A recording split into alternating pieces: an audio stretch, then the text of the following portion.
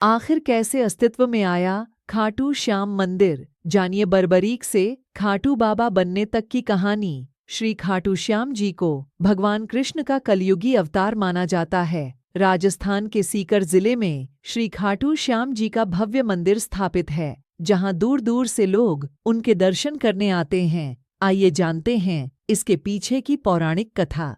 नमस्कार दोस्तों, स्वागत है आपका हमारे लक्ष्मी वास्तु ज्ञान चैनल में। अगर आप हमारे चैनल में नए हैं तो वीडियो को लाइक एंड शेयर करके हमारे चैनल को सब्सक्राइब करें और कमेंट में हर हर महादेव जरूर लिखें। आपकी सारी मनोकामना पूरी होगी।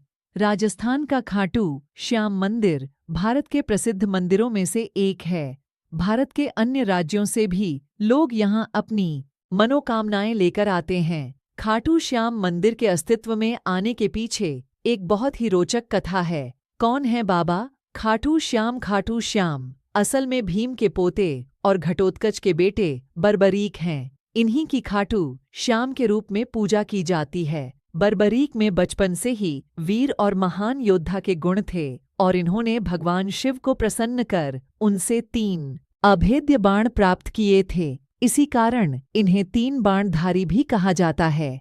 क्या है मान्यता? इस मंदिर की एक बहुत ही खास और अनोखी बात प्रचलित है। कहा जाता है कि जो भी इस मंदिर में जाता है इसे बाबा श्याम का हर बार एक नया रूप देखने को मिलता है। कई लोगों को उनके आकार में भी बदलाव नजर आता है। बरबरीक कैसे बने खाटू श्याम? महाभारत के युद्ध के दौरान बरबरीक ने अपनी माता अहिलावती के समक्ष इस युद्ध में जाने की इच्छा प्रकट की। जब माँ ने इसकी अनुमति दे दी तो उन्होंने माता से पूछा, मैं युद्ध में किसका साथ दूं? इस प्रश्न पर माता ने विचार किया कि कौरवों के साथ तो विशाल सेना, स्वयं भीष्म पितामह, गुरु द्रोण, कृपाचार्य, अंगराज कर्ण जैसे महारथी हैं। इनके सामने पांडव अवश्य ही हार जाएंगे। इसलिए उन्होंने बरबरीक से कहा कि जो हार रहा हो तुम उसी का सहारा बनो। बरबरीक ने माता को वचन दिया कि वह ऐसा ही करेंगे और वह युद्ध भूमि की ओर निकल पड़े। भगवान श्री कृष्ण युद्ध का अंत जानते थे, इसलिए उन्होंने सोचा कि अगर कौरवों को हारता देखकर बरबरीक कौरवों का साथ देने लगा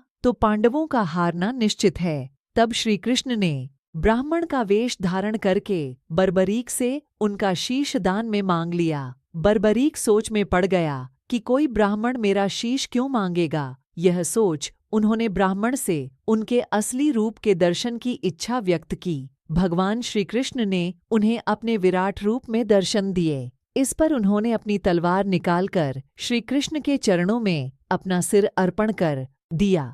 श्री कृष्ण ने तेजी से उनके शीश को अपने हाथ में उठाया एवं अमृत से सींचकर अमर कर दिया।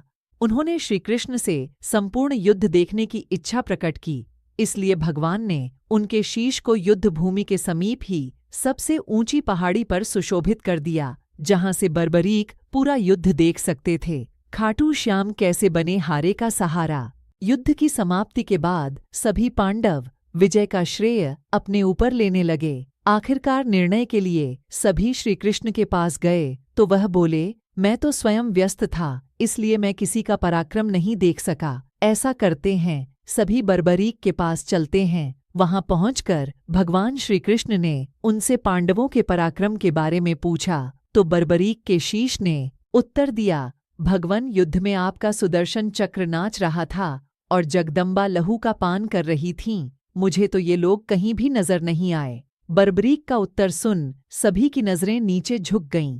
तब श्री कृष्ण ने उनसे प्रसन्न होकर इनका नाम श्याम रख दिया।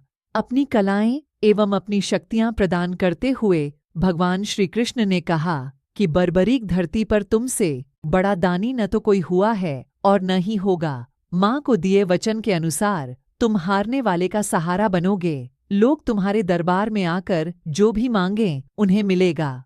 इस तरह से खाटू श्याम मंदिर अस्तित्व में आया।